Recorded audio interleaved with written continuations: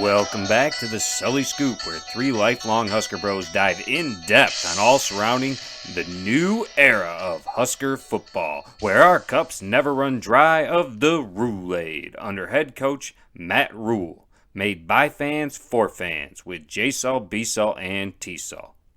The Sully Scoop is the official Nebraska Cornhusker football podcast brought to you by Big Banter.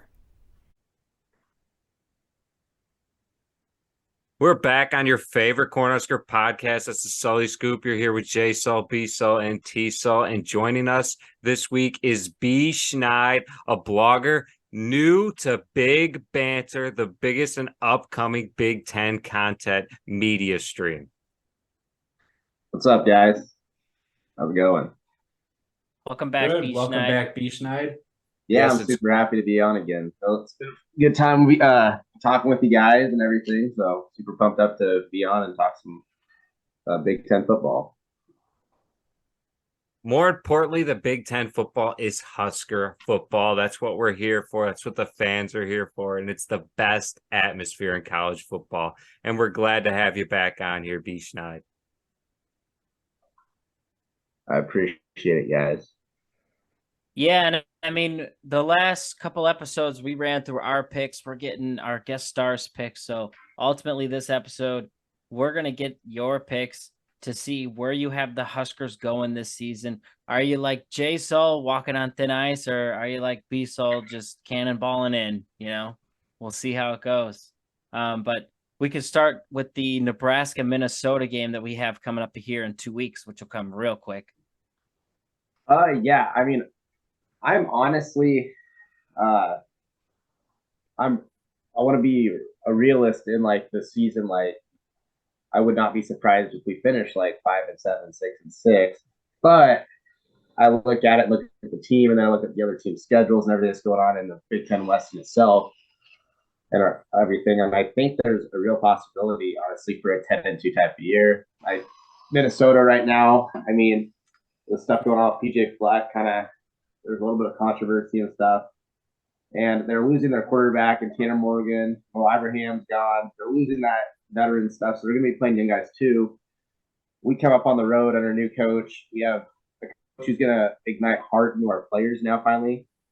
And a lot of unknowns with the team. So I think we go up and I think we beat Minnesota. I think I see us going up there and beating Minnesota. We're about 27-17 or something like that.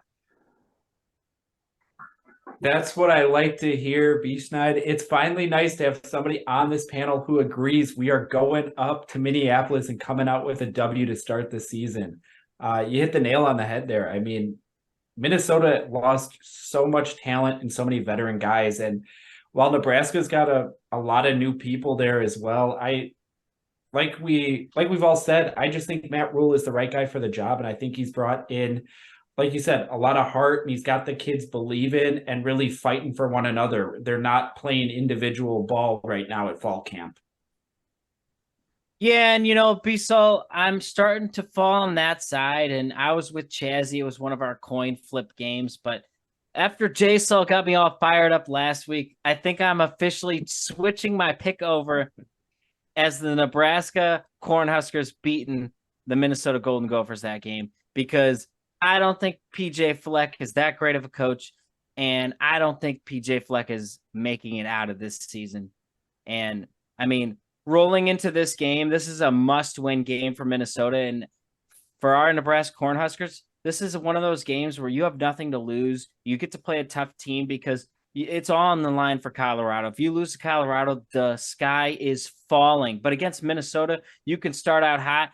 And if we come in and surprise them, and I'll just flip my score. I think I had 27-24 in Minnesota's favor. I'll make it 27-24 Nebraska's favor. So you're just going to do a quick flip there, T-Sul. Just flip the scores, and you're putting it as a win for the Huskers then going forward. That's right, J-Sul. All because you got me all fired up last week. I'm sticking with it. PJ Fleck is going to start the season 1-3 and get out of here.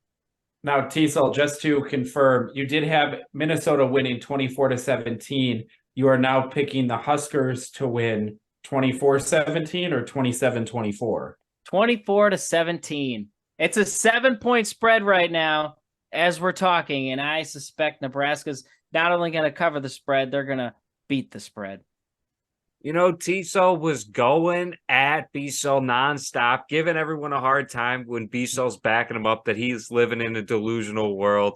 And, you know, it's oddly funny to see Tiso flipping his side and he's riding with Bschneid once again. But I do want to say, I don't know if I can get on your side right now, Bschneid. I think it's, you know, opening week. I don't know if I'm with you guys. I mean, it's the game one under a new head coach. I know they got a whole new type of program running up in Minnesota with a new quarterback and a new running back, but I mean, they still got the big bruisers up front in the line. I mean, they're going to control the trenches, and I think that's where the game is going to be lost for the Huskers, but I think it's going to show promise for the entire season going forward and for what's coming in the future. But I do want to say that I don't think that we're going to come in and just flip the switch game one. I think we're going to need to see a couple games, and, you know, it's going to be a true testament to what we have going the rest of the season. If it turns into a blowout either way, let me tell you, I did order my Kool-Aid barrels. They are on the way, I promise, but they are not here yet, so I'm not ready to jump in there with you. Now, what's this Kool-Aid you're talking about? Because I've been drinking that Rule-Aid since the day Matt Rule was hired. Yeah, Jason, I think you're too busy rowing your boat down there, because when you look at Minnesota's schedule, I mean, I know we're diving through with Bschneid for the Huskers, but I just, you know, quick flipped over to the Minnesota schedule. How do you think Minnesota is coming out of the West with this? They got a brutal schedule this year. How do you see them coming out of this? It's one thing to come at me. Let me tell you, Tiso. I am going to tell you this.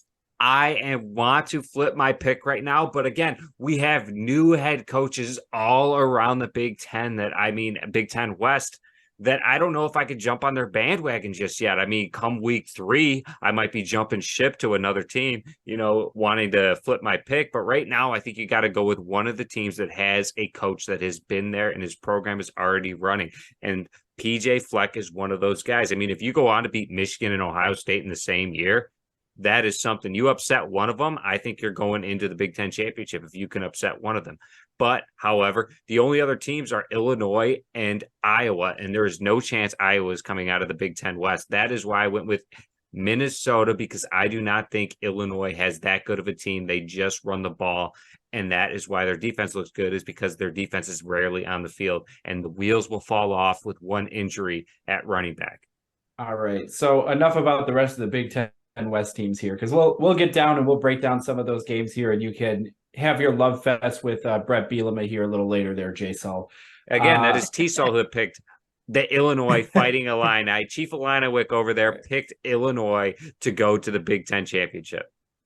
Well, let's just dive in. Bschneid, how do you see this Nebraska at Colorado game going for the second week of the season? So this is an interesting one. I really think Colorado's going to be bad, especially because, like, so I have a cousin that was a scholarship tight end at CU, and he was telling me that they have, like, I think he said like 9 of the guys on the previous team from last year are there, like, because everybody else, because he was one of them that's on scholarship. I mean, he still has that, but Dion told him to pack his stuff and leave after spring ball. Told basically all of them. So they have no continuity. Everybody just showed up there. I see them going maybe. I don't know if they'll win a game. I really don't. I mean, I agree that Travis Hunter and Sanders' son's a good quarterback, but there's no excuse you lose to Colorado. There really isn't. We should go up there and beat them by 15, 20 points at least. It's going to be a home game anyway. As we know, there's more Nebraska fans in Colorado than there are CU fans. So we should go up there and that should be I don't want to say a cakewalk, because, I mean, they'll be there to play, but we should go up there and take care of business. Yeah, I do want to say you got to give your cousin a shout out. We got to know his name, but I do want to say, are you locking it in that if the Huskers lose to Colorado, are you disappointed in the hire in Matt Rule versus who we could have had in Deion Sanders? No. I would not be disappointed in the hire Matt Rule. I was a Deion Sanders fan before this, but after seeing like what he does for like running his program, he it's sloppy. I think it's going to be worse than like what Scott Frost was supposed to be at Nebraska. I think it's a big dumpster fire. But yeah, my cousin's name is Eric Olson. I think he was like a 3 or 4 star recruit out of Littleton, Colorado. So yeah, he said he right now he's just staying there because he's got his school paid for and stuff. But he was looking at last year he played quite a bit on specials and played some offense and stuff. But he said if he maybe misses it, he might try to transfer after the year. But that's where he's at right now. But that's kind of too bad because a lot of good athletes Deion just didn't like because he wasn't a part of his staff and he wanted to bring all his own recruits in. So too bad for those players that kind of committed to that and everything else. Yeah, Bschneid, and you mentioned Deion Sanders and Scott Frost in the same sentence, and I really like that. I really like that connection that you created there because I agree that is how Deion came into Colorado. He came in all arrogant. I'm better. I'm better than any coach that's ever been here. I'm smarter than any coach. I can recruit better than any coach, and that's exactly what Scott Frost did. And if we recall, Scott Frost had some pretty good athletes. He told them, get packing. What we got is better. And one of those guys just happened to be Joe Burrow. And it's like, dude, what are you talking about? You're telling Joe Burrow to go packing over Adrian Martinez. And look, I don't want to throw any dirt on Adrian Martinez's name. I love the guy. I think he was great for us for, what he could do. But I'm sorry, man, you were nowhere near Joe Burrow. See, now, Tiso, this is where I would disagree with you, okay? Listen, Joe Burrow is the better quarterback, but who fit Scott Frost's scheme better was definitely Adrian Martinez. Joe Burrow, if he would have played on that Husker team, would have been injured. He would not have finished a season with Scott Frost coaching the team because there was no such thing as an offensive line. Adrian Martinez was only something special because of his legs. He made things happen. And I don't think Joe Burrow makes it to the NFL and is the caliber player he is today with Cincinnati if he doesn't go play for LSU with the best wide receivers in college football at the time. Now, J-Sol, you're living in a delusional world. You're pulling the B-Sol. You're living in a delusional world. Just because somebody plays on a worse team all around doesn't take away their talent for the NFL. And I'll ask you this question. If Joe Burrow's on Nebraska for that season, does he win more than 3 games? Simple question. Does he make it through 3 games is a better question, Does he because win he more does than not 3 have games? he does not have the scrambling ability when you're playing in the Big Ten. It is big bruisers coming through the line, and it's tough when your O-line is puking 15 times. They're losing weight. They're not as big as you need them to be. Let me ask you, are they big bodies coming for him in the NFL? Are the Pittsburgh Steelers, Baltimore Ravens big bodies coming at him?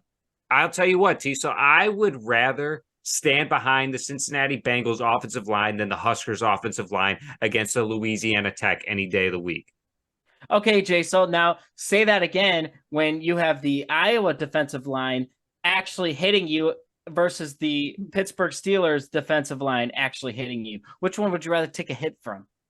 Well, who's blocking for me? I mean, I got to know some stuff.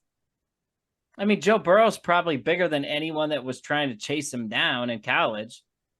He's a pretty big guy. Now, T, there's a couple things here. I agree with J-Sol. Adrian Martinez fit Scott Frost and what he wanted to do better. Those words Joe never Burrow. get old, by the way. The only thing that I disagree with is I do think Joe Burrow would have won more than 3 games with that Husker team. However, as Jay said, would he have been healthy for more than 3 games? There was a lot of times that Adrian Martinez made plays happen. They may have not been positive for us, but he was able to stay upright because he was able to extend a play and continue to run and kind of get out of dodge. And Joe Burrow doesn't have that same scrambling ability. I'm not calling him a slouch. He's a hell of an athlete, but I don't know that he would have been able to outrun a handful of those guys. Bschneid, let me get your take on this Joe Burrow thing, because these guys don't know what they're talking about. I got to go with T-Sol a little bit here. I mean, Joe Burrow was. Then again, though, what Scott Frost was wanting to do was so like cute, schematic Pac-12 AAC type stuff. Yeah, Big Ten anyway. But I do still think Joe Burrow. I mean, that dude's gotten beat up so many times playing Cincinnati, and he still comes back and just finds a way. I mean, they made it to the Super Bowl with the worst offensive line to ever make the Super Bowl. So I mean, I think that Nebraska definitely would have. I mean, Joe Burrow could. Nothing against Adrian Martinez. I mean, awesome guy. I mean, one amazing athlete, but he couldn't make a decision. Joe Burrow is snap of the fingers. He's throwing the ball, either throwing it away or getting out of the pocket or something. So I think that we would have had more offensive success with some of those defenses that were pretty good. I think we definitely would have made a bowl game. So I'm sorry, B-Sol and J-Sol. That one hurts a little bit, but you know what? I got to know, do you think LSU still goes on to win? Say they flip-flop. Adrian Martinez is at LSU and Joe Burrow is at Nebraska. Do you think Nebraska would go on to win, the college football playoff? Or do you think LSU would still go on? No. I don't think Nebraska would go on to win the playoff because of the coaching. Nebraska made no second half adjustments under Frost. So we definitely would have had our fair share of losses. And LSU would have been good. I think Martinez showed at Kansas State that he is a great quarterback, a great athlete. But I don't know if LSU goes. They probably still make the playoff, honestly, because of their top to bottom talent, roster talent. But I don't know. That's something interesting to think about. But and one of the things too that's one of the $1 million what if questions. What if Frost never came to Nebraska that year? Martinez would have been the Tennessee quarterback. How would Tennessee have fared? That's true. And I think it would have been a plug and play with just about anybody with the type of talent they had at wide receiver and the best defensive, in college football at the time, the best offense. I mean, it was a plug and play for Joe Burrow at LSU. I think he is a great quarterback, but I think he was gifted a program there to where you could plug in just about any other quarterback in the Power 5 and they could have put up some stats at LSU. And what does that say about the Ohio State quarterback room as well? That Joe Burrow was one of the odd guys out.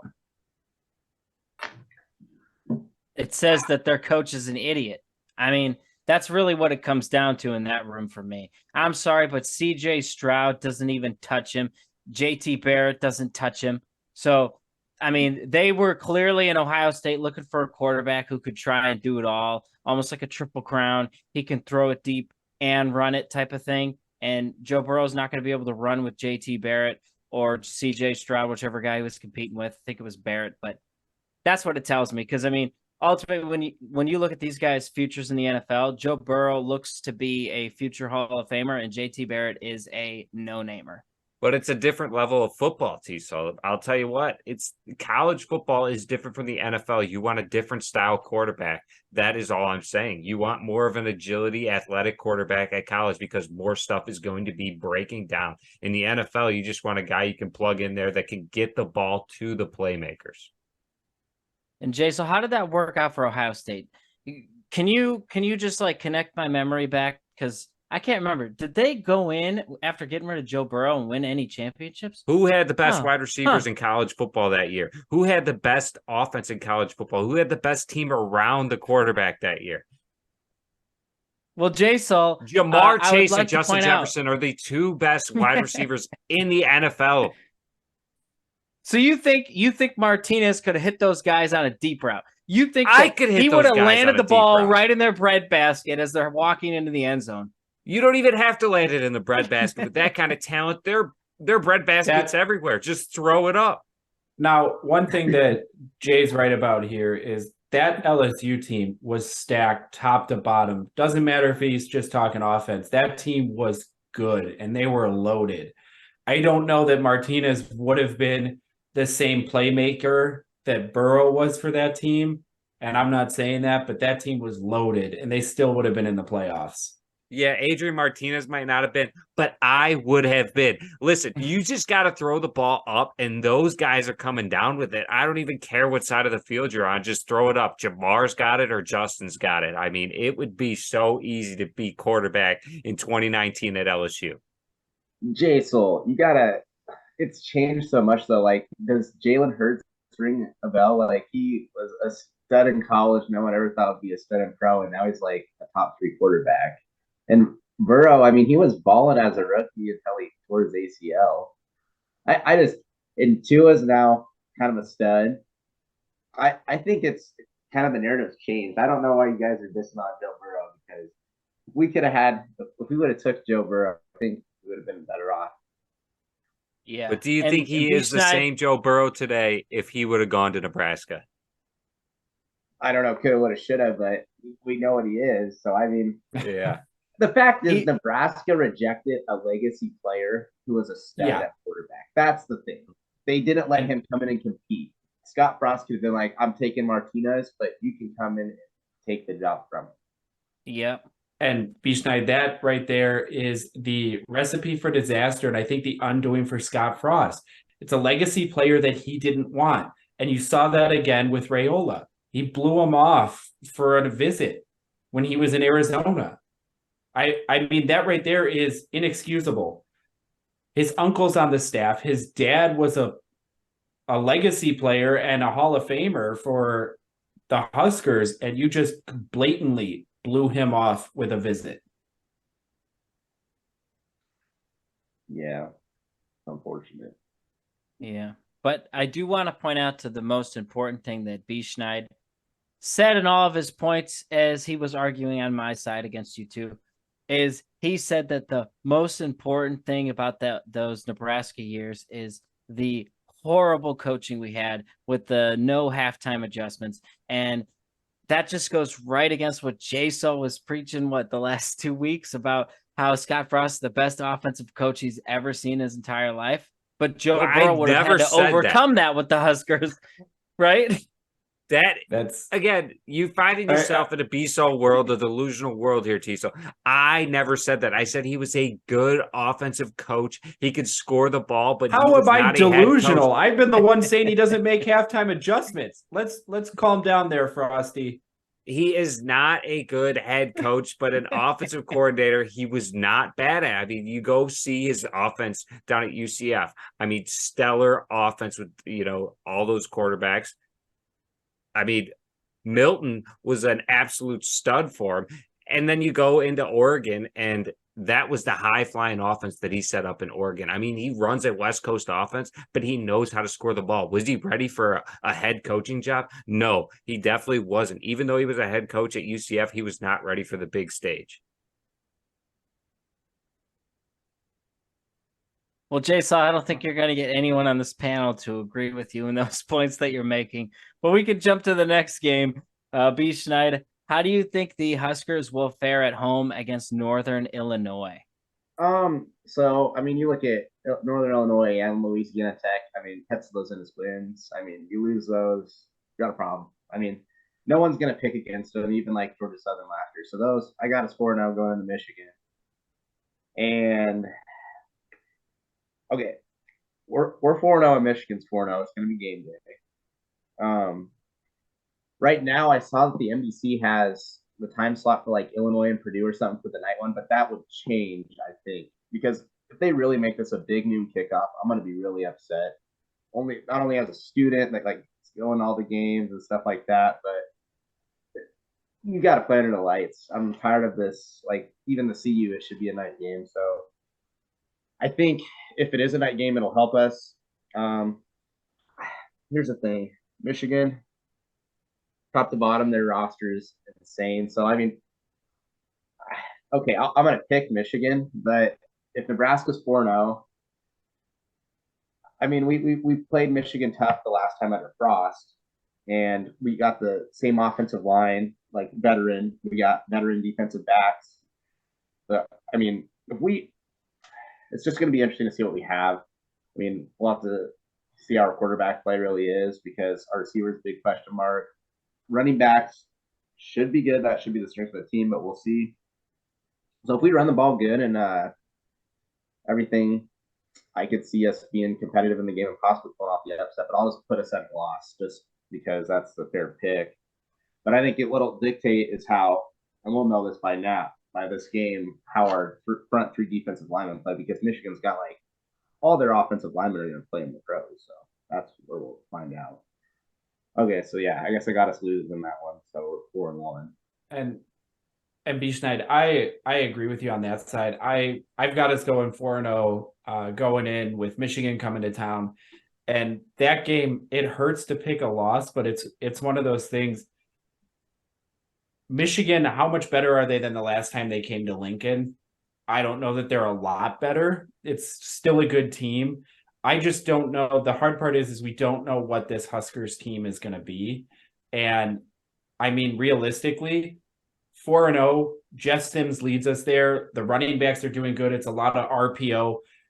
This could be a great game, or it could be a game where it's really a wake-up call. Okay, we beat up on some weak teams and got checked. So I think it'll be a close game as well. But my heart wants me to pick a win here, but reality is just telling me not to right now.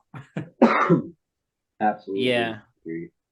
Yeah. And I think if it's a 7-on-7 type of game, I think we have the opportunity to, stick with them, definitely, compete with them and maybe beat them. But this isn't a 7-on-7 type of game. It is, you got 11 on the field. I think this game is going to come down to the trenches, and I just don't think we compare to the Michigan's. I mean, their offensive line and defensive line are just light years ahead of what the Huskers have at this point.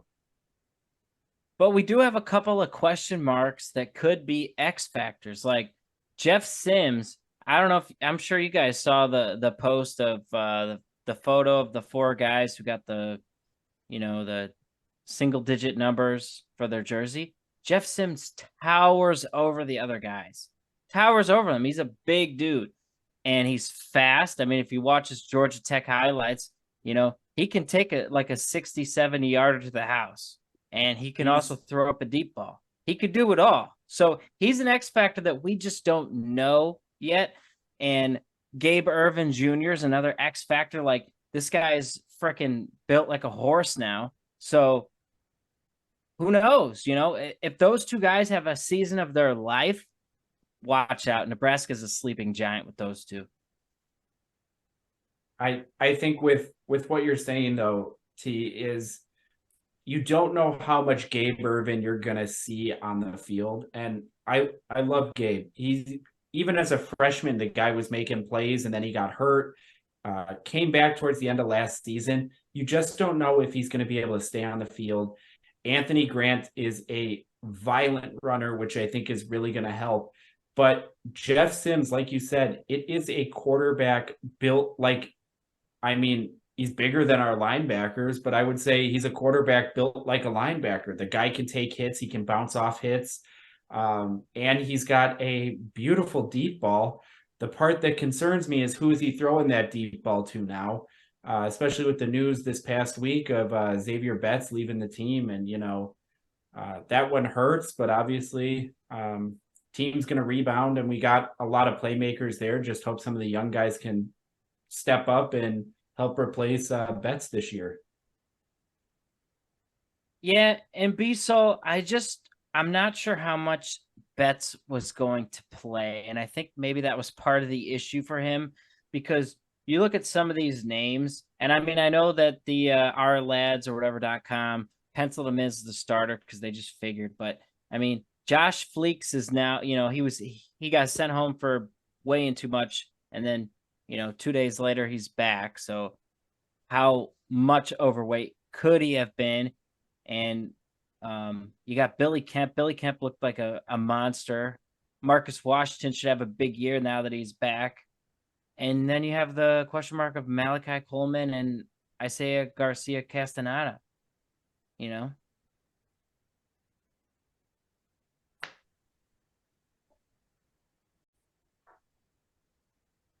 Now, I'm not saying I agree with that take there, T. So I do think Xavier Betts, he was listed as a starter on our lads, that I did think that he was going to have the potential to start. But maybe he quit back in January and went into the transfer portal and they got him to come back, maybe he just doesn't want to play anymore. This wouldn't be the first player in college football to just walk away from the game because they didn't enjoy it anymore. I mean, it's a lot to ask a player to do, to be out there every day in practice. And they're not going easy. And I mean, it's not a game that you want to be out there playing half speed because you have the potential to just get hurt. If you're not going to play 100%, is it really what you want to do type of deal? Yeah, I agree with that, Jay. So I mean, if his heart's not in it, he's not playing full speed. It's pretty likely he's going to get injured out there because the guys on the other side are trying to kill him.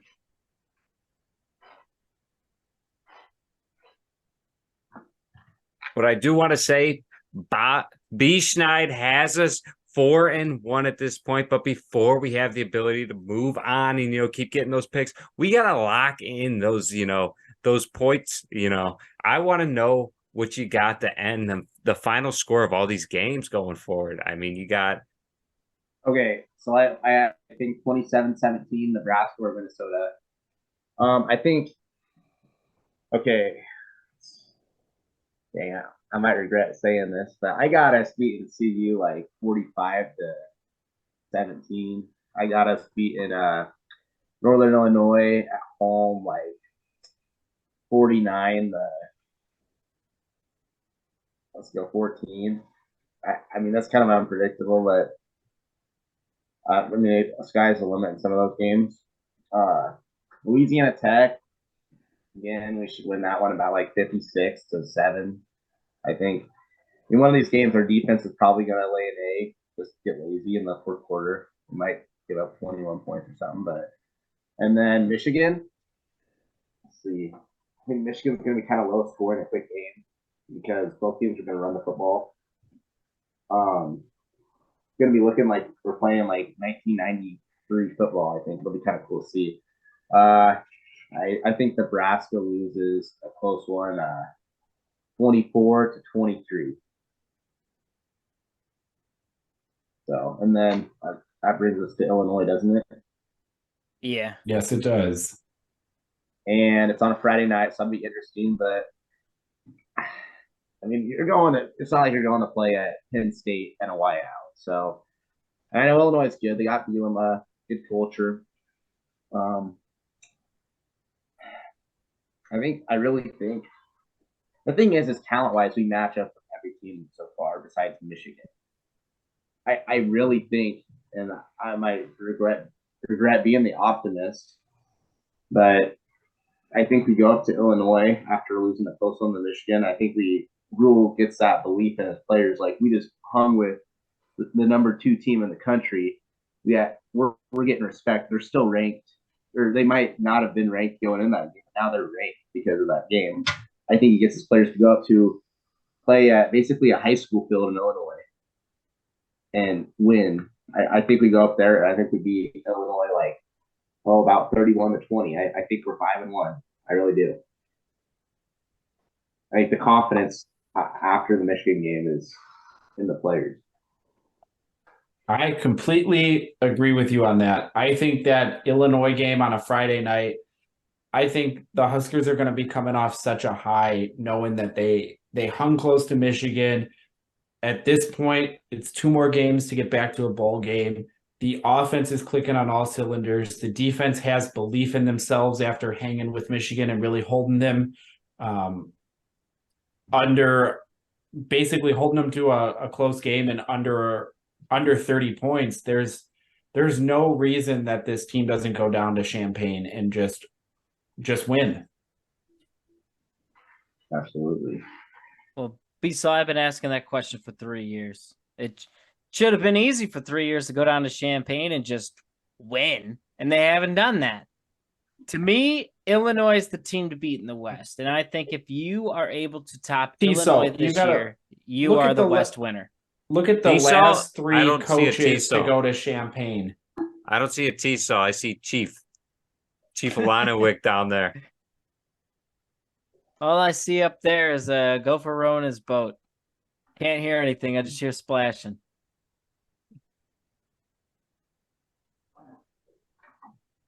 But yeah, for me, that Illinois team, They're just a solid team. They got our kryptonite as the coach. I love to see a win. I just don't know if we're going to get it year one. Now, listen, I say this is what I would say. Week 1 against Minnesota, if we come out game at the end of the game, fourth quarter, we put together a game-winning drive. I might be really looking at this schedule saying we can win some games because honestly, it's been the belief in the players which has held a lot of held the Huskers back in some of these games. And the reason they were losing so many one-score games was just the belief in the players.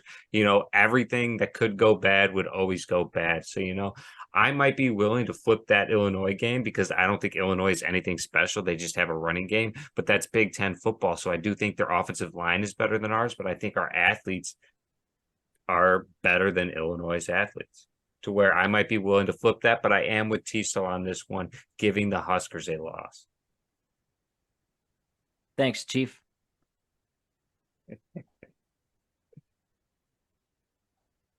Well, let's just jump into what should be probably a lock of a win here. How do you see the Huskers doing with Northwestern coming to town for the 100-year anniversary?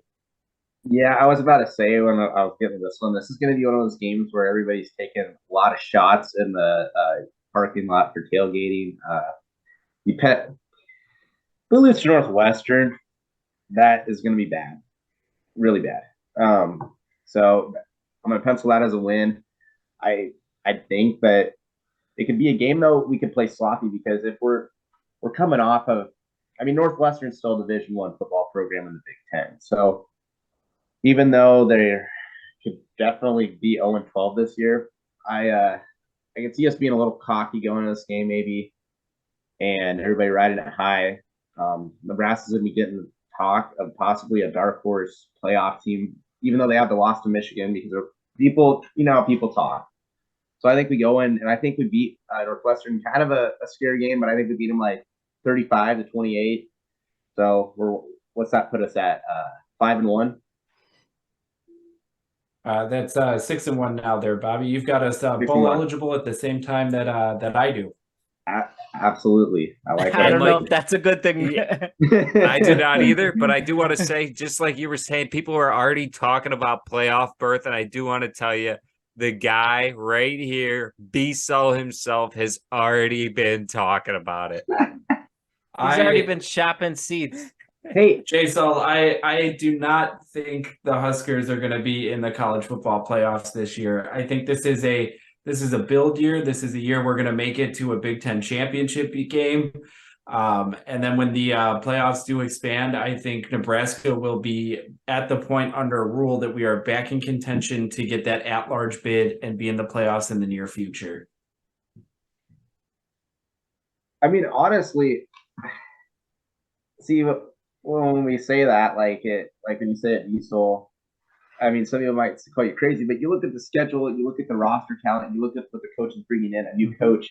It's not absolutely crazy. Look at what TCU did last year. I know they got killed in the championship, but they were 5-7 the year before, and then they flipped it around. Max Duggan wasn't even starting quarterback game one and was a Heisman finalist. So it's really not out of the realm to say that. And obviously, us being optimistic like this, we can watch game one and us lose, and then here you go again. You feel like your life's over. You don't want to talk to anybody for a week, but. It's just everybody can see that there is that vision and that's not that likely, but it could happen if you look at the odds of talent. We got a coach now that actually can adjust. Is the thing. Yes, we're not going into the third quarter with the same game plan we did coming off the bus to start the game. I agree with that, but there's just two things that maybe don't have quite the quick fix that we would need. And number one, that's the offensive line. And number two would be the defensive line. For me, Ty Robinson has all the talent in the world, but the guy only puts it together for 3 or 4 plays the entire game.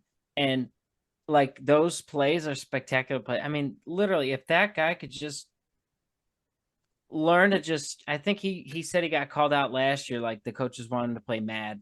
If he could just figure out how to play mad, he's an easy first round draft pick. He's got the size, the talent to do it.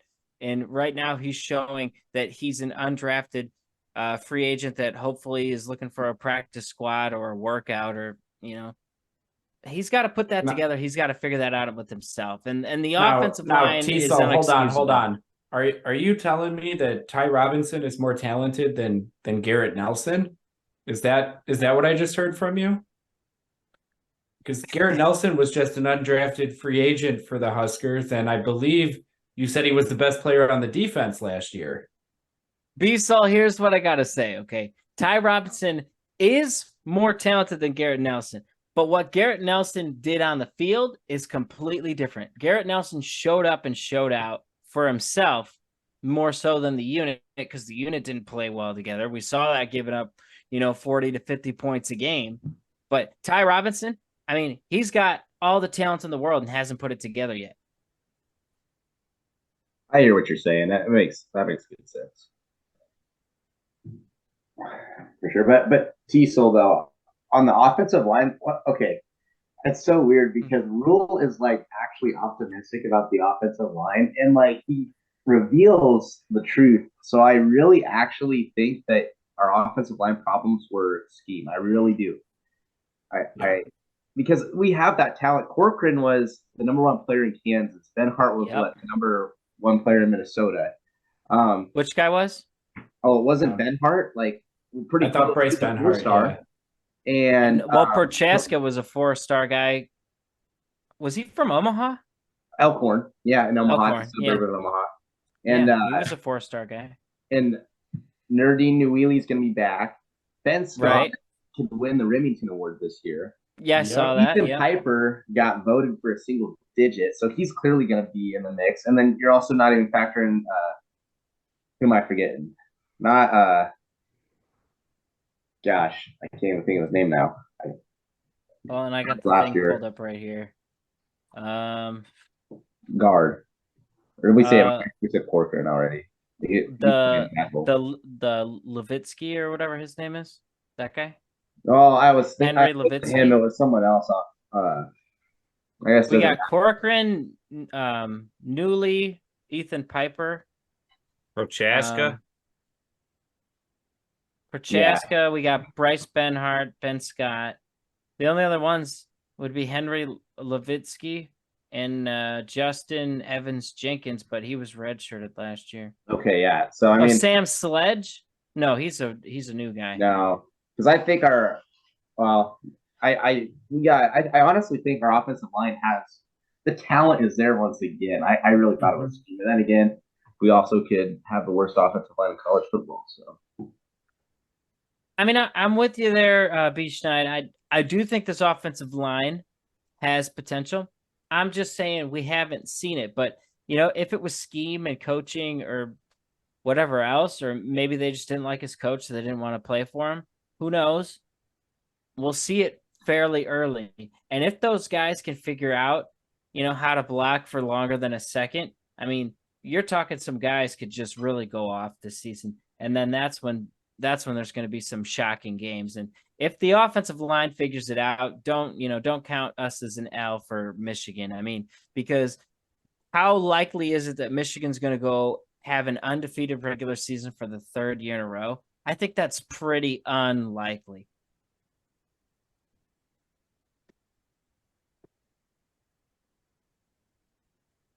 Yeah, I think the more you look at it, this offensive line, I don't know if it's that far off. I do think a lot of it was scheme. But there's enough guys there now that we've got some depth to, and especially with freshmen being able to play a handful of games, we've got the opportunity to really shift things around, whether that's in Minnesota, whether we wait until Northern Illinois, but you'll let these guys get some time at different positions, really see, okay, well, who's the better run blocker? Who's the better on the RPO options? And who's releasing at the right time? Who's not? And they can scrutinize the guys in film. And I think this will be the first year that you see those adjustments come. And we're not changing the offensive line because of injuries. We're changing it because this guy's, holding his block longer. This guy is actually making plays. It's not as I like to say, it's not Scott Frost putting out guys that he thinks are practice heroes that shouldn't be on the field, a la T-Cell's favorite player, Brody Bell. Absolutely, but I do want to make another thing. I like that we finally have a fullback again, and I think it's going to be huge in the running game. It gives you an extra blocker running downhill and a guy to follow. I mean, if you need short yardage, that is an opportunity, and I think you should be able to get 3 to 4 yards a carry if you have a fullback in front of you running the ball, and that is something that we are going to need to do consistently if we want to see the Huskers get back into it, and it is going to be controlling the clock and holding on to the football.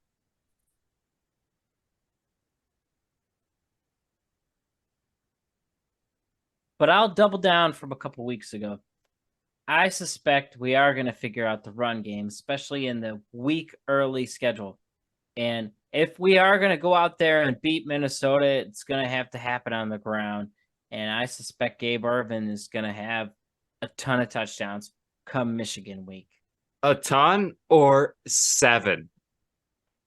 JSL 7 is not out of the question, but if they are going to split time with Anthony Grant and Ramir Johnson, then it probably would be out of the question.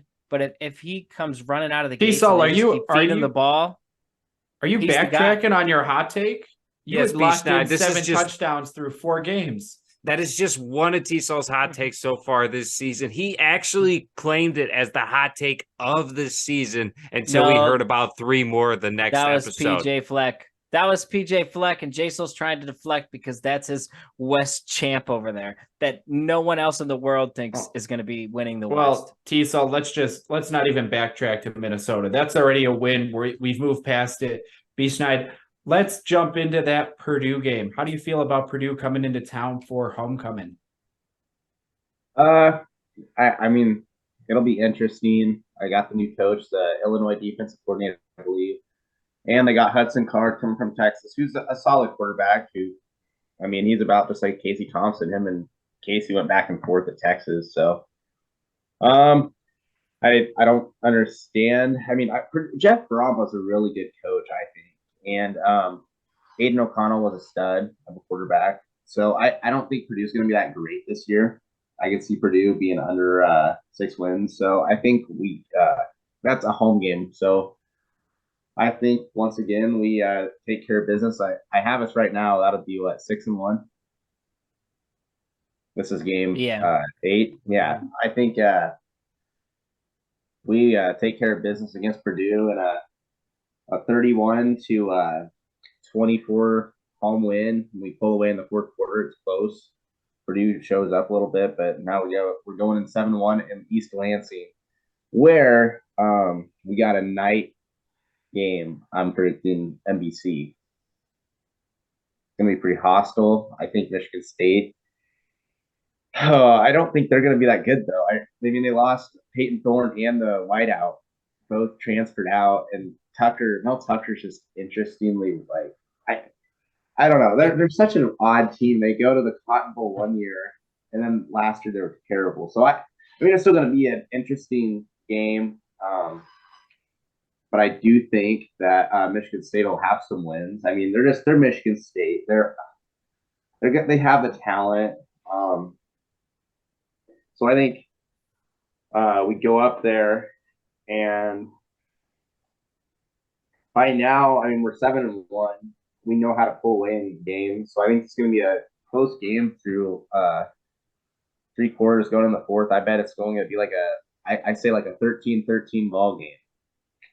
It's going to be getting chilly at night, that time of year. But I think that we out physical. I guess I don't know how to word this, but we're more physical than Michigan State in the fourth quarter. For something that Nebraska fans haven't seen for years. And I think we wind up winning 20-13 to make us 8-1 going back home to play Maryland. And might I add, Gabe Ervin punches that touchdown in with a lead blocker of Bschneid Bonner. And is that touchdown number 10 of the year for Gabe Ervin or what? Ooh, see. I think Gabe Ervin. I think that's touchdown close to 10. I do think Ramir Johnson, Emmett Johnson, and Anthony Grant are going to be getting some carries. Quite a bit. I mean, Anthony Grant almost got 1,000 yards, so Anthony Grant's going to get his fair share. Yeah, he should. Yeah.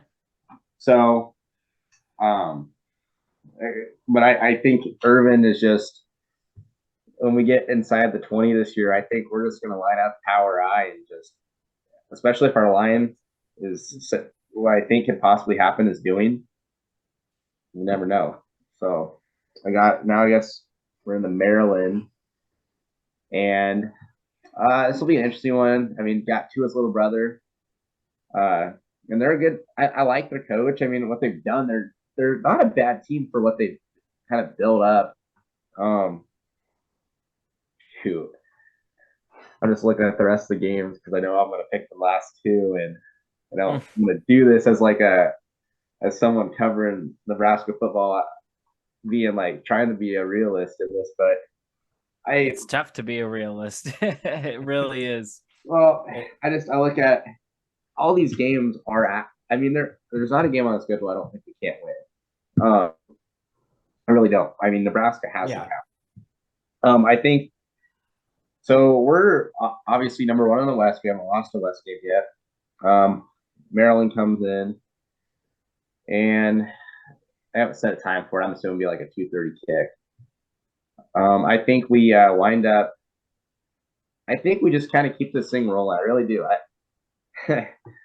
Be Sully like this, but I think I think we're just really buying in the rules culture, and the teams like believing. I mean, they have a lot of. I mean, they aren't actually technically seniors on the roster, but a lot of guys that have been there 4 or 5 years because of the COVID year and everything. So I think those guys are like, holy cow, we could actually do something.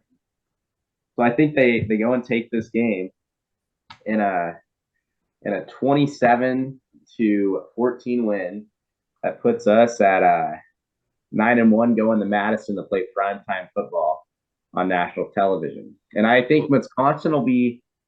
Let's see, this is game 10.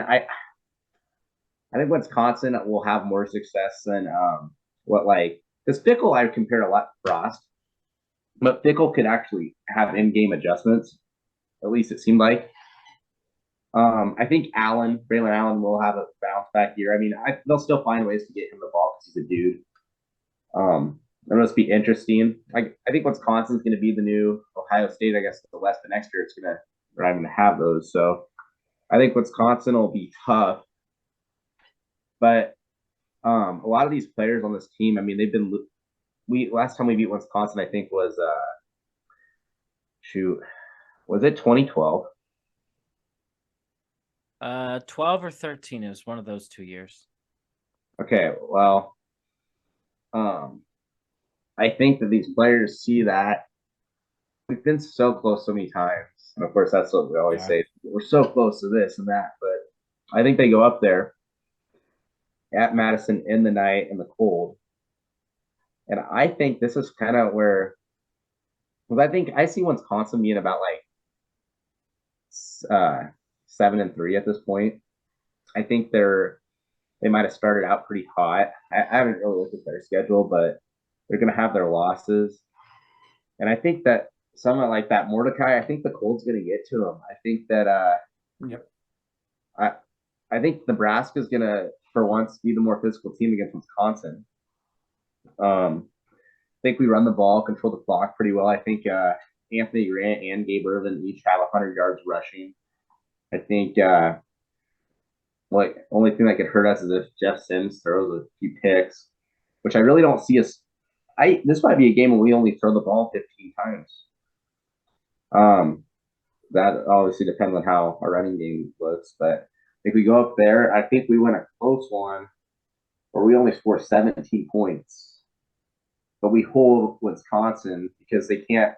Our defensive backs are so stacked, in my opinion, that they can't throw the ball. Mordecai throws 3 picks, and we end up winning 17-10, making us 10-1 going into Iowa. So we've Let me clinched tell the you Big Ten something. The West. Kool-Aid would be brewing. Sorry, B-Saw. The Roulade would be brewing on my side if that is what happens. And I will tell you something. It is almost like a flip-flop from what we have seen with Wisconsin prior and Nebraska at this point. Nebraska looks to be the more running program at this point, while Wisconsin's flipping the script and they're going to be a pass-happy offense when it comes this late into the season. It's going to be a cold. It's got to be it could be snowing. This is where it turns into Big Ten football, which is power football. And again, Nebraska hasn't had that since Bo Pelini. And what did we do successful when Bo Pelini was here? We were a running back and offensive line factory. I think every running back that started got a chance in the NFL, and every offensive line that started also had a chance in the NFL. And that's what we need to get back to.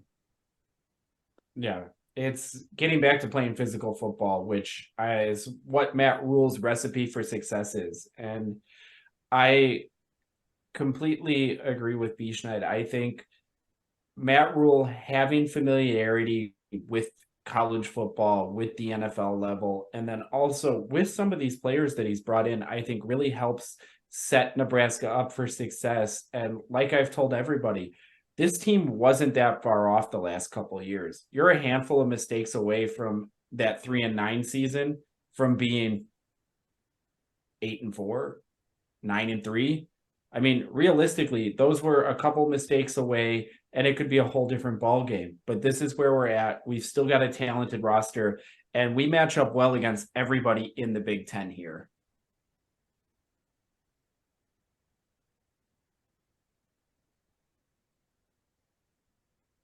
So then you save the best pick for last, at home against Iowa. And I think that by now we have the Big Ten West clinched. So Iowa, I don't know who Iowa's crossover games are. I think they play Penn State for sure, but I think Iowa will be bowl eligible. But I see us. I mean, really, the only thing that's stopping us at this point is ourselves. Now, what could really hurt us is Iowa's going to show up, though. I mean, it's a rivalry game. I mean, love them or hate them, Iowa will show up and play physical football.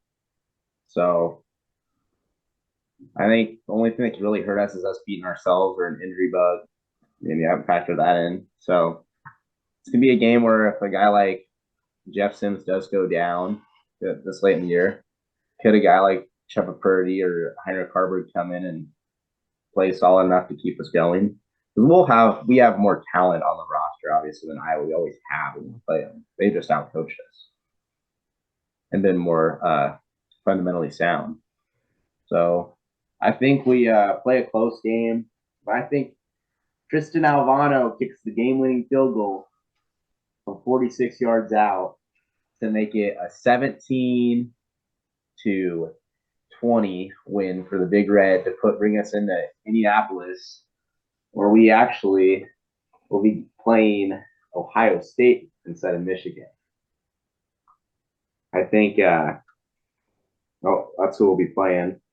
And I think that gosh, I don't know what to even say to this, but I think that we go in there and we play them tough, but Ohio State just overpowers us. And I think that we wind up losing we give them a good fight, but they wind up beating us 42-28, and that we did to go to the New Year's Six Bowl. Now, J-Sol, T-Sol, did you hear that? That's another person on the panel who's got Nebraska representing the Big Ten West in the championship game. And Bschneid also has been drinking that Roulade. He's got similar picks to me in every game. We've just got opposite on that Wisconsin game, but I could see it going the other way there as well. So you got the Huskers 11-2, through the Big Ten championship game. I got to know, is Jeff Sims a dark horse for the Heisman at that point? Turning around a sleeping giant as the quarterback, he's going to be putting up stats if you're going to be, getting some wins on the board. Do you think he is in New York for the ceremony? Not winning it necessarily, but in New York. Jason, at that point, I don't actually. I think Jeff Sims will be a solid quarterback. I think he'll be an all Big Ten, but I really don't think Jeff Sims with what I think this team will be putting up great enough numbers for the Heisman, because I see us playing a lot of games where we're running the football like 70% of the time, especially in November. So I don't think he's going to be able to get up the stats. And I think what's going to hurt Jeff Sims, I think maybe, is that he's going to have a decent amount of interceptions. So that's what I think his like kryptonite could be this with the team. But I think that guys like Gabe Ervin, Anthony Grant, and stuff are going to be the main guys I just think they're going to get most of the touches, honestly, because they're going to be having like 3 or 4 backs, maybe each carrying the ball 5 to 10 times a game. I mean, Sims might throw the ball 20 times a game, but I think it's going to be so evenly dispersed that I don't think he'll be in the Heisman as a finalist. Yeah, Jason, I don't know how you would have picked Jeff Sims to be in the Heisman when you only picked the Huskers to have 6 wins. How is a 6-win team getting a Heisman candidate out there? I said, first of all, if he is to turn around the sleeping giant of the Huskers, he would be 6-6 turning around the team. I mean, at this point, it kind of is turning around the team, making them bowl eligible, as we haven't done it in 6 years. But I want to say, if they have 9 wins, if they go 9-3, I think there's an opportunity that he would get looks. He's going to be receiving some type of votes to get there. Now, I would say he makes it into the running and is in New York, but some people would disagree. Obviously, everyone would disagree. But I do got to say, I think that, his name is going to be talked about towards the end of the year about that if Nebraska is really, if they're back.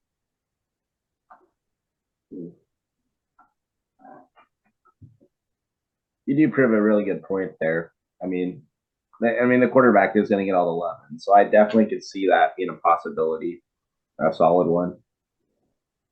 This is a team that we haven't seen in a bowl game in 6 years. They haven't won a championship since 2001. It is going to be something that, college football, the whole entire college football landscape wants the Huskers to be back, because it should, the Huskers being good is good for college football, because they have such a big following, such a big revenue stream behind it, that it's going to bring a lot more fans to every single game. That if the quarterback for the Huskers is finally on a winning team again, I think there's an opportunity to say that he would be in the running at the end. Am I saying he's going to win it all? No, my Twitter might say otherwise, but I am not saying that right here, that he's going to win it all. I think that he would be receiving votes and have the opportunity to be in New York. Now, Jason, are you putting together a more successful Heisman campaign here for Jeff Sims than Rex Burkhead had in his opening and inaugural year in the Big Ten? Because Burkhead had a hell of a year that year, and there were plenty of chance for him to be on Heisman watch. But it's a different place where they're coming from. That was a team that just lost the Big 12 championship, go into the Big Ten, they'd go to the Big Ten championship. Different level of standards at that point. We were expected to be good. Right now, it's just a question mark. We just won 4 games the previous year. Before that, 3 games. Before that, it was the COVID year, and we turned down a bowl game with 3 wins. It is a lot of question marks at this point with a brand new coach. If Jeff Sims comes up from Georgia Tech, from the ACC, and does something electric in the Big Ten and finally brings the Huskers back to relevance, I think that he is going to be receiving the love.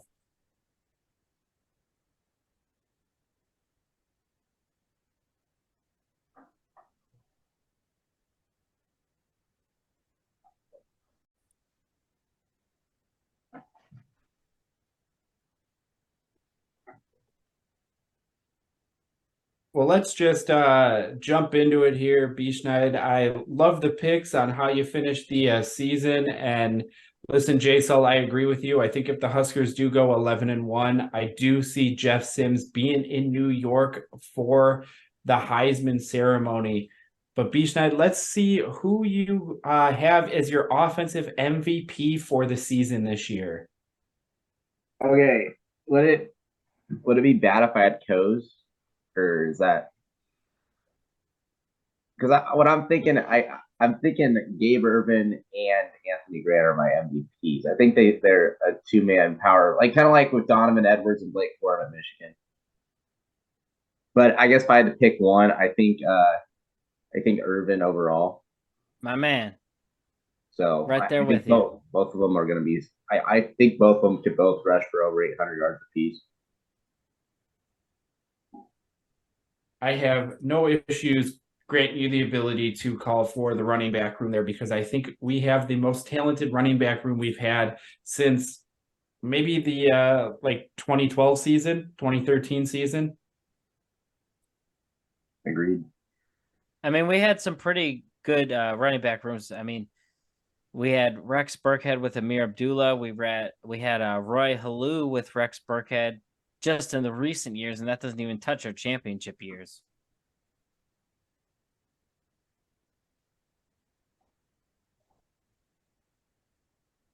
But yeah, I'm right there with you. I got the same guy picked for offense. I think I'm expecting a huge year to Gabe Ervin, especially since he pretty much sat out all last season. He's going to be extra hungry coming into this year. But Bschneid, who do you got for the defensive MVP? I got Isaac Gifford. I think Isaac Gifford's going to be. I think he's going to be the stat of the defense. I got that single digit. Coaches really like him. I think he's going to be a hard hitting guy out of nowhere. I could see Isaac Gifford being a Nathan Gary for us, and that's what I think he'll be like. If he can take the step forward like you're calling for, and again, him earning the single digit number really tells you that he's taken that step forward. I mean, the guy, there were certain games he jumped off the screen and you were like, okay, like you watch it and you're like, I see you, Gifford. I see you out there making plays. And then, he doesn't show up for a handful of other plays the rest of the series. And it's kind of like, you got to be consistent. You got to put it all together. And he looks good coming out of fall camp this year. And even just talking, like you said, with him earning that single digit, that tells you that he is exemplifying and taking that step forward as a leader on this defense, which is going to be huge for him. Now, do you think him not being able to do it play in, play out, before, do you think that comes down to coaching? Do you think one star tie, as T-So would call him, do you think he finally makes the jump and he's playing, with his heart and these guys actually start showing up? They're not, first of all, I think it comes down to more on this defense. I think maybe he wasn't showing up every single play. My personal opinion is when the offense isn't on the field controlling the clock and the defense is out there for more than half the game, it's hard to stay into the game and have the energy to keep playing. So I think it comes down to controlling the clock. But do you think having a new head coach is going to help him revamp his play there, Biso? Yes, absolutely. And I think, as we've touched on a handful here, I just think Matt Rule and the staff that he put together, these kids are all excited to hit the ground running. These kids are hungry. They want to put together winning football. And Matt Rule wants to awake this sleeping giant. And he has some guys in the right places here. And I expect him to have success this first year. I think this will be the first year that Matt Rule has taken over a program that was down for him to come in and build a culture. And as he said in his press conference a few days ago, this is a team that isn't like a Temple, isn't like a Baylor. He's not coming in having to build a culture. There's a lot of good players here, and he just has to get them to believe in themselves and play together. Yeah, and what I also like about that Isaac Gifford pick, number one, his brother's playing on Sundays, so this guy's got the NFL talent in him and the NFL connection. But number two, if you recall last year, nobody seemed to want to be the guy to step up and make a tackle. And he just always seemed to be the guy who, if the running back's in open space, he could fly in, hit him low, and actually bring the guy down instead of an arm tackle that takes 3 or 4 guys to bring down anybody. And then you come to find out later on, they're not even tackling in practice, but he, for whatever reason, always stayed that well. So I think with better coaching, I expect him to actually take a big step up. And I also expect Ty Robinson to take a big step up. And same thing with Luke Reimer. I expect those 3 guys to step up this year because they were all subpar last season. for where they need to be.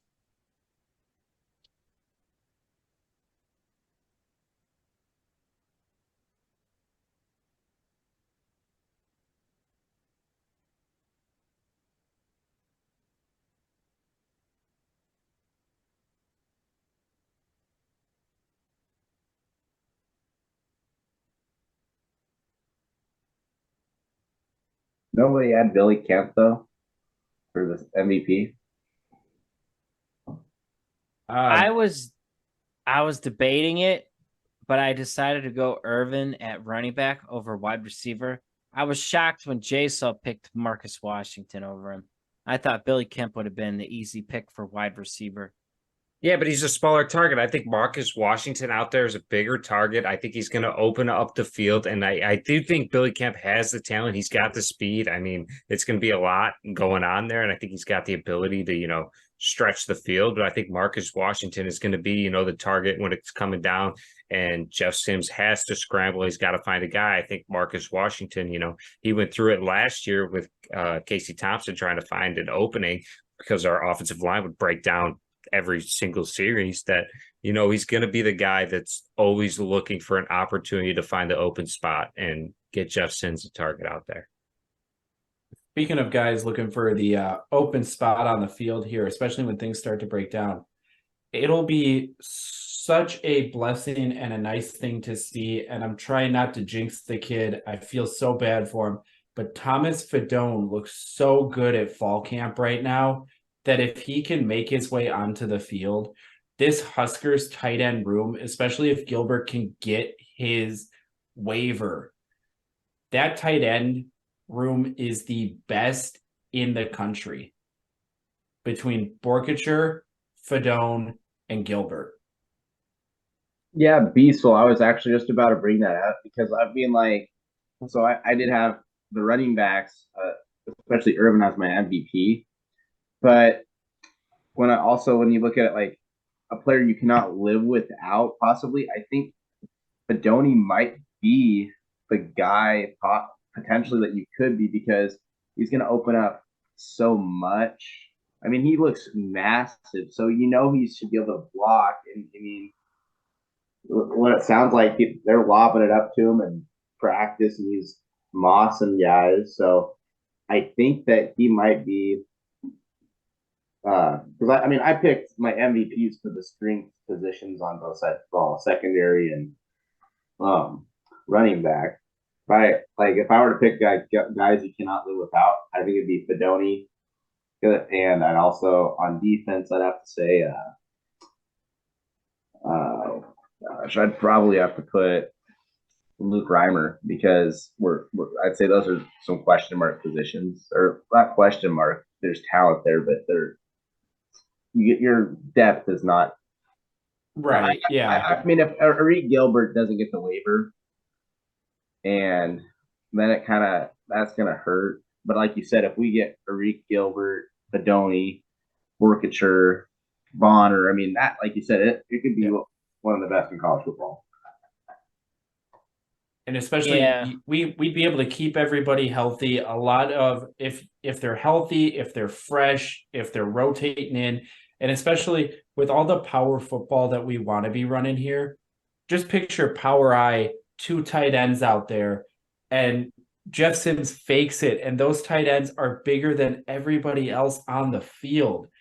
I mean, that's a recipe for success, especially in the red zone. And that's something that I am looking forward to this year. And I think it's going to be great to see when this team finally puts it together. And like I said, we're holding our breath for that waiver. And I know Coach Rule has said it. There are a lot of guys who are involved in the waiver process, but the waiver shouldn't be available if you're going to hold it out for Reek. It's true. Yeah, B-Sub, but I got to tell you, the NCAA's been declining waivers these past couple weeks, so it seems it doesn't look good for Eric Gilbert playing this year, and I think the coaches are starting to prep for that, at least for the first month, that if he is going to get approved, it's probably going to be a late approval, Gosh, we had somebody on our team with Scott Frost that one season who, Federal.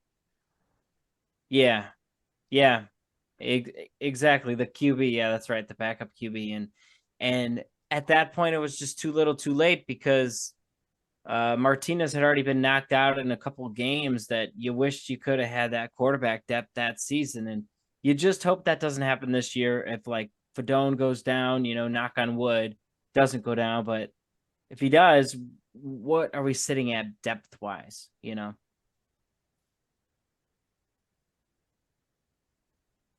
it could be one of those positions where you could have like be super thin or super like strong. So it'll be interesting to see how it works out.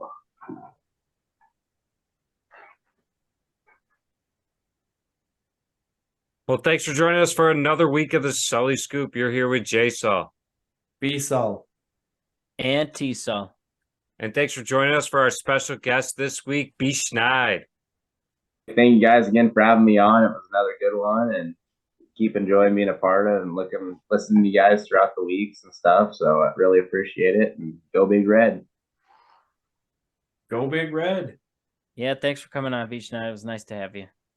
Absolutely. Thanks for coming on, and we'll look forward to having you in the future again. And don't forget to follow it, like, and shout out the Sully Scoop on Twitter. If you want to bring up a question you want us to talk about on the Sully Scoop, we'll be sure to cover it. But you can catch us on anywhere you listen to podcasts, Apple, Spotify, or YouTube. Go Big Red.